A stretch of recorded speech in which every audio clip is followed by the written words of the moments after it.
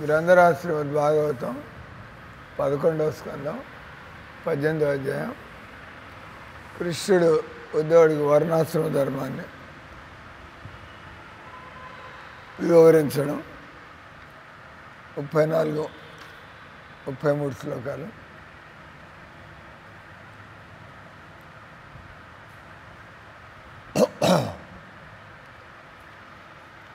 అలబ్ధ్వా నా విషీదేత కాలే కాలాసనం క్వచిత్ లబ్ధ్వా నా ఉష్యధృతి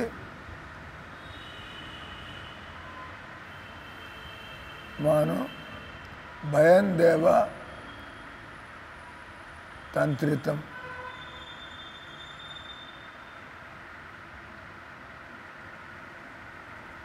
ఉభయం దైవతంత్రితం. అలద్వాన విషీదేత కాలే కాళేశనం క్వచిత్ లబ్ధాన ఋషిదే ధృతిమాను ఉభయం దైవ తంత్రితం. ఆహారార్థం సన్నిహేత యుక్తం తత్ప్రాణధారణం తత్వం విమృశ్య తేన తద్విజ్ఞాయ విముచ్యతే. ఎవరైతే అన్ని బాధ్యతలు వదిలించుకొని భగవంతుడి సేవకి అంకితం అవుతారో, అంకితం కాలేని వాళ్ళు ఆ బాధ్యతలు చూసుకుంటూ దీన్ని కూడా అలవాటు చేసుకోవాలా. మనం ఏ రకంగా మన భగవద్గీత మయ్యేవా మన ఆదస్థ మై బుద్ధిని నివేశ్య నివసిష్యతి అతచిత్తం సమాధాతు నశక్నోషి. చేత కాకపోతే ఆ విధంగా బతకడం అభ్యాసం. అతచిత్తం సమాధాతం నశక్నోషి మయి స్థిరం అభ్యాస యోగేన తత్వం. అభ్యాసం యోగం అది కూడా చేత కాకపోతే కర్మఫలాలు నా కోసం కర్మ చేయి. అది కూడా చేత కాకపోతే నీ ఇష్టం వచ్చిన కర్మలు చేసి కర్మఫలాలు నాకు. అంటే అందరూ ఇట్లంతా పూజలు మంత్రాలు డబ్బులు తీసుకోకుండా మందిరంలో పనిచేస్తున్నారంటే వెంటనే భగవంతుడు దాన్ని అంగీకరిస్తున్నాడు భక్తిగా. ఏం జపం చేయట్లా, కానీ మందిరంలో డబ్బులు తీసుకోకుండా పనిచేస్తున్నాడు, జపం చేయట్లేదు, అంత జ్ఞానం లేదు అని భగవంతుడు ఇక్కడ చెబుతున్నాడు. మదర్థమపి కర్మ అని కుర్వన్ సిద్ధి వ్యవస్థితి. బస్ నేను చేయగలిగేది దేవుడికి చేస్తూ ఉండాలా. మందిరంలో ఏదో సేవల్లో ఉంటాం, దాని మీద వాడి నామం కూడా జపం చేస్తే ఇంకెంత ఫలితం. అది కూడా చేత కాకపోతే బయట అక్కడ పనిచేసి డబ్బులు తీసుకొచ్చి మందిరంలో పడేయడం. నీకు కావాల్సింది ఉంచుకొని మిగతాది మందిరంలో ఇచ్చాడు. దాని కర్మఫల త్యాగం భగవంతుడు.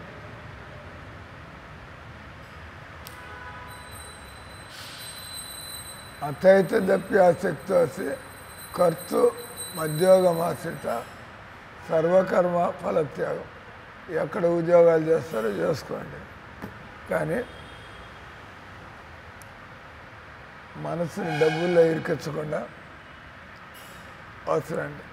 అంటే ఇప్పుడు కూడా ఇస్తుంది ఎవడు మీకు? ఇప్పుడు కూడా మీకు డబ్బులు ఎవరిస్తుంది? డబ్బులు ఎవరిస్తున్నారు? దేవుడే కదా. అంటే మీకు 40,000 ఎంత 70,000 జీతం మీకు, ఇంకోటికి ఎవరికి 40,000, ఎవరికి ఎంత ఇస్తే అంత. అంటే ఇప్పుడు కూడా మీకు కావాలంటే 70,000 అయింది, నాకు 7 లక్షలు కావాలనొచ్చు మీరు, కానీ మీకు దేవుడు ఇస్తున్నది 70,000. మరి ఇప్పుడు 70,000 ఇస్తుంటే మీరు దేవుడికి ఇస్తుంటే రేపు ఆయన తిండి పెట్టడం ఇంకా బ్రహ్మాండంగా పెడతాడు, మాకు పెడుతున్నట్టు. అంతే కదా. మీరు 70,000 ఇస్తే ఆయన ఇస్తున్నాడు, మీరు మళ్ళీ ఆయనకి సేవ చేస్తుండే గమనే ఉంటాడే ఆయన ఉంటాడే ఉంటాడు. ఎప్పుడు కృష్ణుడు దేవుడని తెలుసుకొని ఏం చేస్తున్నా అది మీ తలకాయకి చుట్టుకొని వెనకాల పడుతుంది తప్పితే పోయేదేం లేదు. తెలిసి అది నమ్మకం లేకుండా బలవంతంగా నమ్మకం లేకుండా ఇచ్చి బలవంతంగా ఇచ్చి 10 చోట్ల ఇచ్చి అంటే మనకు తెలియదు. ఇక్కడ ఇస్తున్నారు, అక్కడ ఇస్తున్నారు, అక్కడ ఇస్తున్నారు ఈ రకంగా. కానీ ఎవడైతే కృష్ణుడు దేవుడు ఫినిష్ సామాన్యమైన విషయం కాదు. కృష్ణుడు దేవుడు నేను ఆ నామం అని బాగుపడాల.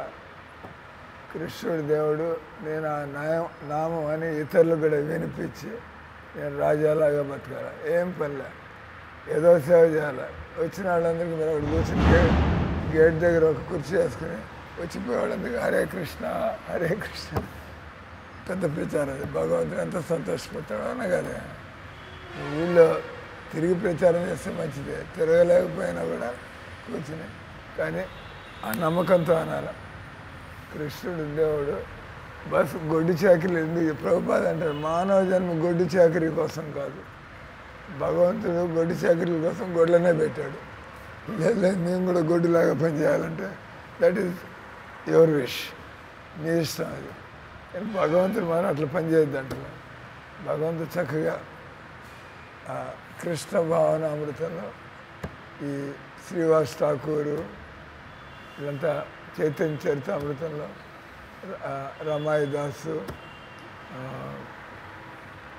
అందరూ చక్కగా భగవంతుడి సేవల్లో శుక్లాంబర బ్రహ్మచారి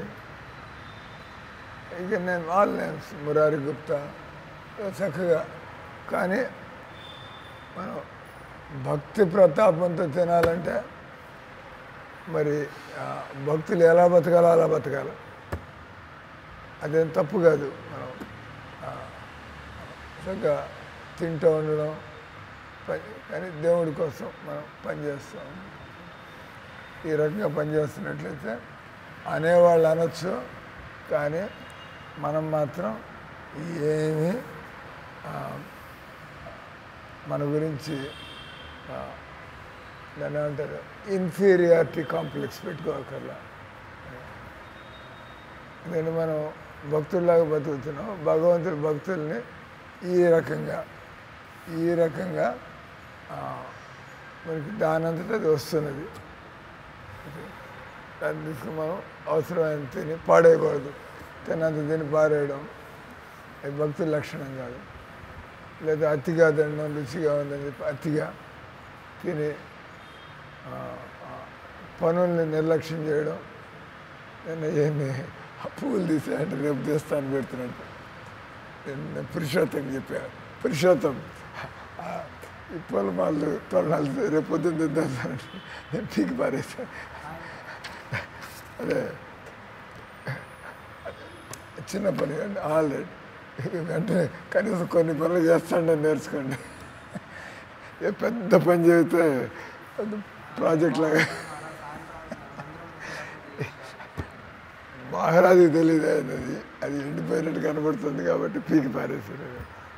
ఏదో నేను పీకపోతుంటే వచ్చాడు అక్కడికి అసిస్టెంట్ కాబట్టి నేను చెప్పాను. దాన్ని వాళ్ళు పోస్ట్ పోన్ చేస్తాను.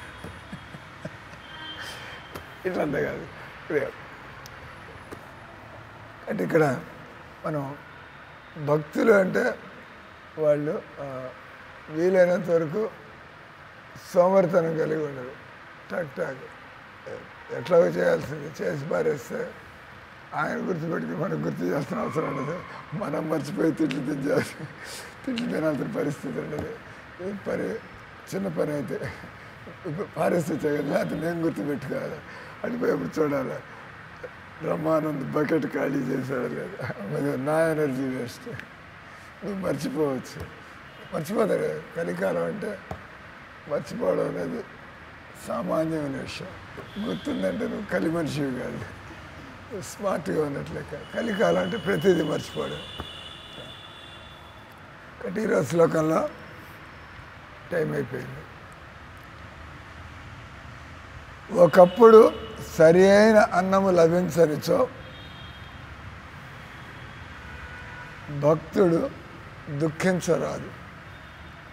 మంచి భోజనం లభించినప్పుడు రేపు కూడా ఇలాగే దొరికితే బాగుంటుంది, ఎప్పుడు ఇలాగే దొరికితే బాగుంటుంది, తప్పట్లా అనుకోవడం. దేవుడు ఎలా ఏర్పాటు చేస్తే అలా. మామూలుగా మనం 3 ఐటెంలు తింటున్నాం, అన్నం కూర పప్పు. సడన్గా వాడు వచ్చి స్పాన్సర్ చేసి ఇవి 10 ఐటెంలు పెట్టిపోతాడు. తినండి. మీరేం అడగల, ఈరోజు ఎవరి యానివర్సరీ సార్, ఈరోజు ఎవరి బర్త్డే సార్, అదే మీకు పెనాల్టీ వేయాలా అండి? అది మీరు తమాషాగా తీసుకుంటున్నారే. మీరంతా నన్ను అడుగుతారు, ఆమె మాత్రం నిద్రపోస్తారు, మీరు నిద్రపోతే మాకు చివాట్లా అని చెప్పి, అంతే కదా.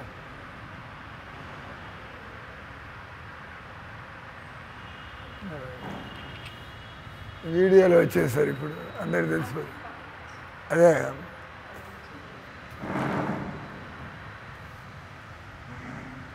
ఇంకొక 20 నిమిషాలు ఉంటుంది క్లాస్.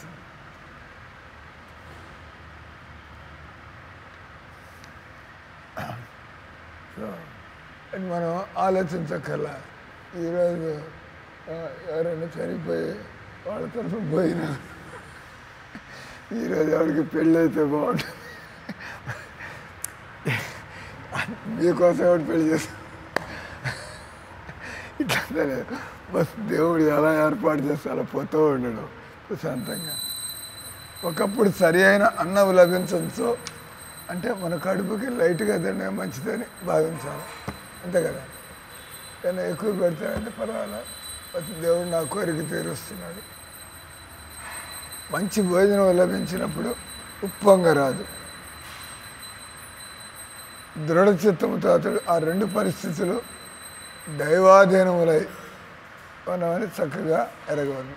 అంతే మనం అనుకున్నంత మాత్రం ఏది జరగదు, అంతా ఎలా జరగాలో అలా తోసుకుని జరిగిపోతూ ఉంటే మనకి పరిస్థితులు కొద్దిగా మెరుగుపడాలా, అనుకూలంగా ఉండాలంటే భక్తులు ఎంత గట్టిగా పోతుంటే అంత మనకి వీడు చాలా గట్టిగా పోతున్నాడు భక్తులు, వీడు పరీక్ష పెట్టడానికి నేను 10 ఐటెంలు పంపించేస్తా, వీడు ఎంత తింటాడు. నేను మామూలుగా రోజు తిన్నట్టుగానే అదేవిధంగా తిని అప్పుడు బాగా పరీక్ష పేస్తాడు.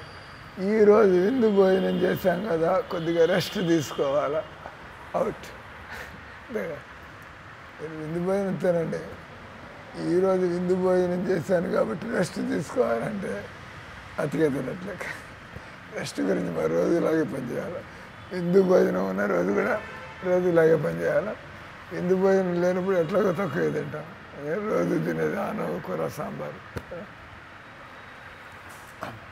అంటే ఎప్పుడైనా మనకి అది ఉన్నప్పుడు ఇది ఉన్నప్పుడు ఇది మనం భక్తులైతే భగవంతుడు నా మంచికే ఆయన ప్రతి పరిస్థితి, అంటే మనం ప్రేమించే వాళ్ళకి దగ్గరుండి అన్నీ చూసుకుంటాం. అలా మనం అంత మంచి భక్తులైతే భగవంతుడి దగ్గరుండి అన్నీ. అప్పుడు మనకి తెలియదు మీకు B12 డెఫిషియన్సీ ఉందని, అంతా అప్పుడు B12 డెఫిషియన్సీ అంట, అంతా వ్యాపారం. అది కడుపులోకి పోయి ఏం డెఫిషియన్సీ ఎవరికి అర్థమవుతుంది? తిన్నంత మాత్రాన అది మీకు అరుగుతుందని ఎవడు చెబుతాడు? వాడికి తెలియనంత మాత్రం B12 ఇంకో రూపంలో నీ శరీరంలోకి వచ్చి అది సమకూర్చుని అది ఎవడు చెబుతాడు? సైంటిస్ట్ చెప్పింది వేదం కాదు కదా.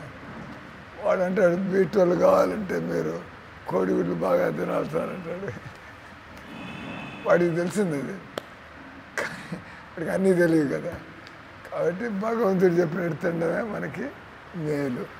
ఆ B12 ఏందో ఆ B6 ఏందో భగవంతుడు చూసుకుంటాడు. మనం మాత్రం మనుషులు తినే విధంగా సలాడ్స్, పళ్ళు, పాల పదార్థాలు మా వెనకాల పడమాకండి. అబ్బాయి పాలు తాగుడు లాభం లేదు, పురుషత్వం వస్తాడు. మీరు క్లాసులో పాలు అని అర్థం మాకని రోజు ఒక గ్లాస్ పాలు తాగి ఆ పాలు తాగి వేస్ట్ అయ్యాలి. నేను అయినా తాగకుండానే బాగానే ఉన్నారు కాబట్టి బర్రె పాలు తాగినా ఒకటే తాగకపోయినా ఒకటే, టేక్ ఇట్, దట్స్ ట్రూ.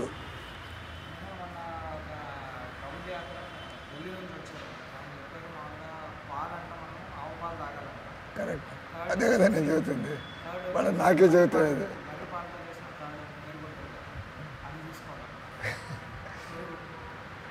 ఆయన కొద్దిగా సరిగ్గా చెప్పలేదు. మీరు తాగితే నాటు ఆవు పాలు తాగండి, లేకపోతే నాటు బర్రె పాలు తాగండి. కానీ ఇప్పుడు దొరికేవని కూడా అన్ని హైబ్రిడ్ జెర్సీ ఆవులు, జెర్సీ బర్రెలు వేస్ట్. ఆ డబ్బులు తీసుకుని మందిలో కట్టండి ప్రశాంతంగా.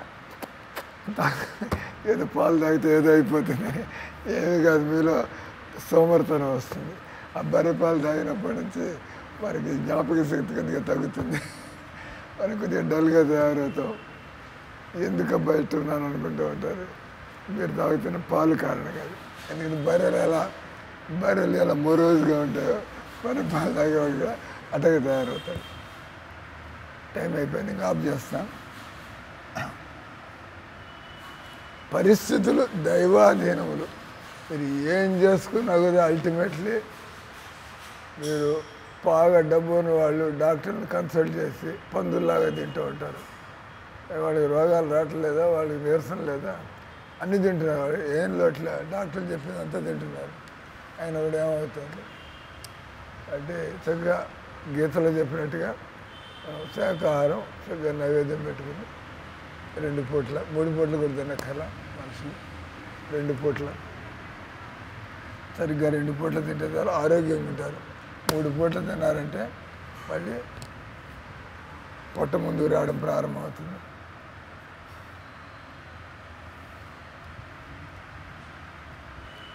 మన భౌతిక దేహమును భోగించవలనే కారణం వచ్చే నానా విధముల భౌతిక అనుభవములు, చంచలమగు సుఖం అంటే నిలకడగా ఉండే సుఖాలు కాదు, చంచలమగు సుఖం. వడదనగానే ఒక సుఖం, గులాబ్ జామున్ తినగానే ఒక సుఖం, పకోడీలు తినగానే ఒక సుఖం, చంచలం. అంతే రెండిట్లో ఉన్నది ఉప్పే, కానీ మనం ఎత్తుక్కుంటూ ఉంటాం. ఇది గులాబ్ జామున్, ఇది మైసూర్ పాకు, ఇది రసగుల్లా. కానీ ఏమయ్యా అంటే అన్నిట్లో ఉండేది పంచదారే, అంతే కదా. కారాలన్నింటిలో ఉండేది ఉప్పు, తీపులన్నింటిలో ఉండేది పంచదార. కానీ మన బుద్ధి అట్లా పనిచేస్తుంది కాబట్టి చంచలము సుఖం అంటే ఇంక మనం ఆనాడు చైతన్య చరితామృతో జివ్యార లాలసోయి ఇతివుతిదాయ శిస్సునోదర పరాయణ కృష్ణనాయిపాయ. కృష్ణదాస్ కవిరాజ్ గోస్వామి చెబుతున్నాడు, ఎవడైతే రుచుల కోసం పరిగెడుతూ ఉంటాడో అతని మనస్సు ఎలా దేవుడి విషయాల మీద అతను కాన్సన్ట్రేట్ చేయగలడు. వెతుకులు అట్లా ఉన్నాడు. జివ్యార లాలసోయి, ఈ జివ లాలస్ కోసం ఇతివుతిదాయ, ఎప్పుడు ఏం తింటా ఇట్లా ఎత్తుక్కుంటూ ఉంటారు. ఇతివుతిదాయ శిస్సునోదర పరాయణ, దానివల్ల పొట్ట మీద ఒత్తిడి పెరుగుతుంది. పొట్ట మీద ఒత్తిడి లైంగిక ఇంద్రియాల మీద కూడా ఒత్తిడి కలుగుతుంది. ఆ విధంగా మనిషి ఆధ్యాత్మిక జీవనం నుంచి అతను పతనం అయిపోతాడు. చంచలమగు సుఖము, అనివార్యమగు దుఃఖము. మనం ఎంత సాదాగా బతికితే అంత దుఃఖాలు తగ్గుతూ ఉంటాయి. ఎంత సుఖాలు అనుభవించడానికి ప్రయత్నం చేస్తుంటే అంత దుఃఖాలు కలుగుది. మనమే నియామకులము కర్తలమని మూర్ఖత్వంతో భావించుచుందుము. ఈ విధంగా అహంకారం వలన మనము దేహ మనస్సుల యొక్క క్షణిక భావనలకు లోనగుచుందుము. ఆరోగ్యం జాగ్రత్తగా కాపాడుకొనుట నిజంగా సర్వదా అవసరమైనదే, యుక్తమైనదే. కనుక అవసరమైన మనిషి తగిన ఆహారాన్ని తగిన ఆహారం అంటే ఏంది, తగినంత ఆహారం అంటే ఏంది? తగిన ఆహారం అంటే ఆరోగ్యంగా ఉండేది, క్వాలిటీ. తగినంత అంటే క్వాంటిటీ. అది తప్పేం లేదు, మనం చక్కటి ఆహారం తీసుకు. ఇంద్రియములు, మనస్సు, ప్రాణము ఆరోగ్యంగా ఉన్నప్పుడు, అంటే శరీరంలో మనకు ఆరోగ్యం అనిపిస్తున్నప్పుడు మనం ఈ దైవ విషయాలు ఇవన్నిట్లో ఇంట్రెస్ట్ పెట్టగలుగుతాం. అతడు తత్వ విచారణ చేయవచ్చు. తత్వ అవగాహనచే అతడు మోక్షాన్ని పొందును. మళ్ళీ జీవితం ఉద్దేశం మీరు ఉద్యోగాలు చేయండి, పెళ్ళిళ్ళు చేసుకోండి, జీవితం యొక్క తగినటువంటి సుఖాలు అనుభవించండి, తప్పేం లేదు. కానీ బ్యాక్గ్రౌండ్లో నా మనసు ఎటుపోతుంది, మోక్షాన్ని సాగు వచ్చినప్పుడు నేను తయారుగా ఉన్నాను. ఒకవేళ ఆహారం అప్రయత్నముగా భిక్షాటం ద్వారా లభించనిచో మనిషి ప్రాణం నిలుపుకుంటకు అంటే పనిచేయడానికి కూడా రెడీ అవ్వాలి. మనం మామూలుగా బ్రహ్మచారులు సన్యాసులు పని చేయకూడదు, అడుక్కుని తినాలా. కానీ అప్పుడు కొన్ని దొరకకపోతే అతను కూడా ఏదో పని చేసి ప్రాణాన్ని నిలుపుకుంటూ తప్పక యత్నించవలను. తద్వారా ఆధ్యాత్మిక కార్యక్రమాలను అంతరాయము కలుగుకుండును. ఆధ్యాత్మిక జీవితాన్ని గడిపిడకై యత్నించేవారు తక్కువ ఆహారం భుజించడం వల్ల మనస్సు దేహము బలహీనమైనతో అంటే మరీ తక్కువగా తిన్నట్లయితే బలహీనత వల్ల ఏకాగ్రత అంటే నీరసంగా లేదా మనసు ఆకలితో, ఇంకో పక్క అతిగా తిన్నట్లయితే ఆధ్యాత్మిక పురోగతి గొప్ప అవరోధం వంటిది. అది దానిని కూడా అంటే మరీ అతిగా తినకూడదు, మరీ అతి తక్కువ కూడా తినకూడదు. ఆధ్యాత్మిక పురోగతి కొరకు అందుకే ఆయన ఇది చైతన్య చరితామృతో అత్యాహార అతిగా. ఈ శ్లోకంలో ఆహారార్థం అది నామమాత్ర భిక్ష, అనవసరంగా కూడబెట్టుట దాచిపెట్టుట సమర్థించదు. ఆధ్యాత్మిక కార్యక్రమంకు అవసరమైన దానికన్నా అధికముగా పోగు చేసినతో మిగులు పెను భారముగానే ఎక్కడ దాచిపెట్టాలి, ఫ్రిడ్జ్లో పెట్టాలా, ఇది చేయాలి. ఏ రోజుకైనా తిని పక్కన పారేస్తే ఫ్రిడ్జ్ అవసరమైంది. ఫ్రిడ్జ్లో పెట్టకపోతే వాసన చూడాలా, బాగానే ఉందా పాడైందా, ఎందుకు వచ్చింది, ఏ రోజుకి ఆ రోజు పొద్దున సాయంత్రం వండుకుంది గిన్నెలు ఇవన్నీ కూడా అనవసరం మైండ్ని డైవర్ట్ చేస్తూ ఉంటాయి. ఈ విధంగా మనిషి భౌతిక జీవితం నుంచి చింతనని తగ్గించుకోగలుగుతాడు. మనం దేవుడి పనిలో తిరుగుతున్నాం, మీరు రోజంతా తిరిగి జనాన్ని కలుసుకొని డబ్బులు దండుకొని మాట్లాడి దాన్ని అతిగా పనిచేయడం వల్ల మీరు భగవంతుడు చింతన చేస్తున్నారు, వాళ్ళకి చెబుతున్నారు. తగినంతగా విశ్రాంతి తీసుకొని చేయగలిగినంత భగవంతుడి సేవ చేయడంలో తప్పేం లేదు. హరే కృష్ణ హరే కృష్ణ కృష్ణ కృష్ణ హరే హరే, హరే రామ హరే రామ